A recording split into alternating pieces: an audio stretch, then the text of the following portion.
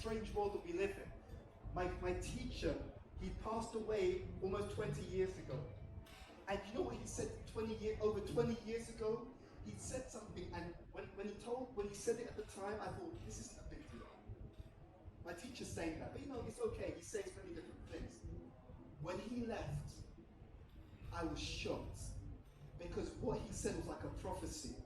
It became more and more and more obvious. What he said over 20 years ago, he quoted the World Health Organization.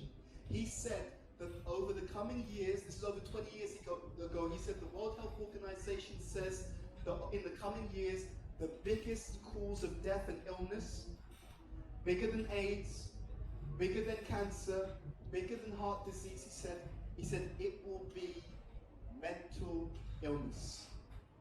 That's what he said over 20 years ago. And when he said it at the time, you know, there wasn't so much, you didn't hear about it so much. You know, maybe a suicide here and there, or someone's depressed, you didn't hear about it so much. Over 20 years ago. Do you notice that there's more and more issues around mental health right now? Have you noticed that? Isn't it? Increasing rates of suicide, increasing rates of depression, increasing rates of anxiety. And you would think, okay, maybe it's just amongst people who don't have anything. But it's not. Even in the affluent circles, people are feeling empty inside.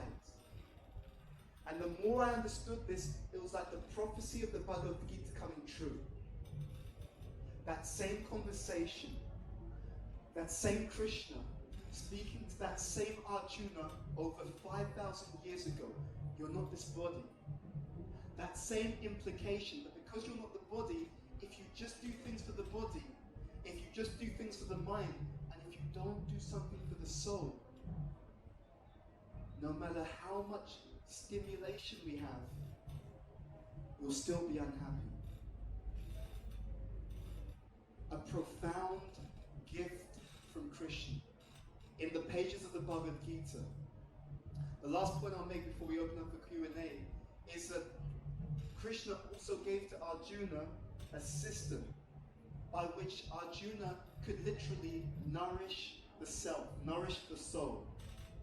And in this entire festival, and in the books of a personality called Srila Prabhupada, who's one of the most prolific writers of spiritual wisdom in the modern world.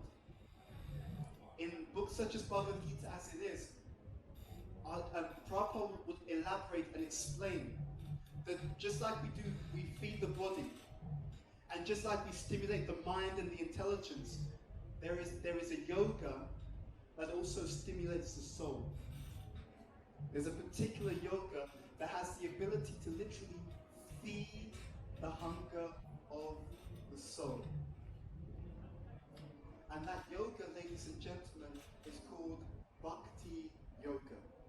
It is literally the yoga of love, the yoga of devotion. And one of the easiest ways in which we can nourish the soul, again, taking care of the physical body, taking care of the mind and the intelligence, but also not neglecting the soul.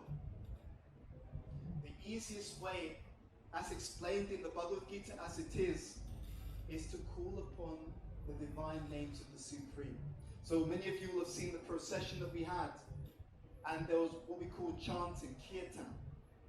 So the devotees were chanting the holy names of Krishna. Hare Krishna, Krishna Krishna, Hare Hare.